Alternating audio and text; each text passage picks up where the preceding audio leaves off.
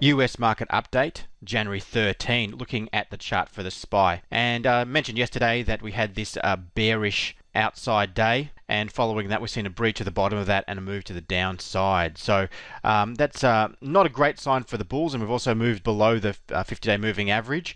So in order to remain in a bullish frame of mind, we need to sort of erase this day with the next session or two and reclaim the 50-day moving average. Otherwise, we are looking at around about this 198.75 as a potential support. If we can't hold that, then I'd say we're definitely going to be in a change of phase towards a neutral to bearish phase. Now, moving on to the diamonds, and let's have a look what's happening here.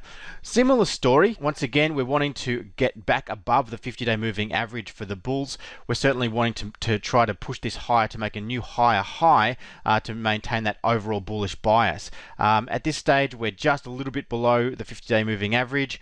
Once again, the bulls would want to be closing above that in the next session in order to give themselves some cheer. On the downside, what are we looking at? We're looking at maintaining a pullback above 172.28 for the bulls. If we can breach that for the bears and start to move below this territory here, this 170 territory, then we're certainly looking at a change of phase for the bears to be taking over. But at this stage, it's a wait and see kind of game.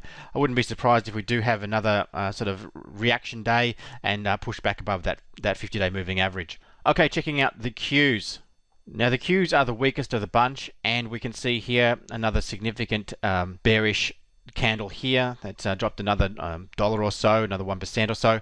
And looking at this chart, we can sort of say that what we can say about the Qs is that we really are looking at a potential bearish phase here if we do actually break down and make another lower low, seeing as we've failed to make a higher high. Overall, the market has taken quite a breather since its high back over in late November.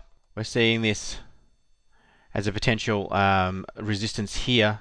So for the bulls, first thing to do would be to break above the 50-day moving average again, and then to break through this potential downtrend line.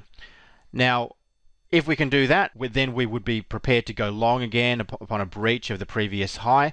But at this stage, we're steering clear of that for bullish trades, and really, as far as bearish trades go, we'd really want to see this break below 100 before going short on it.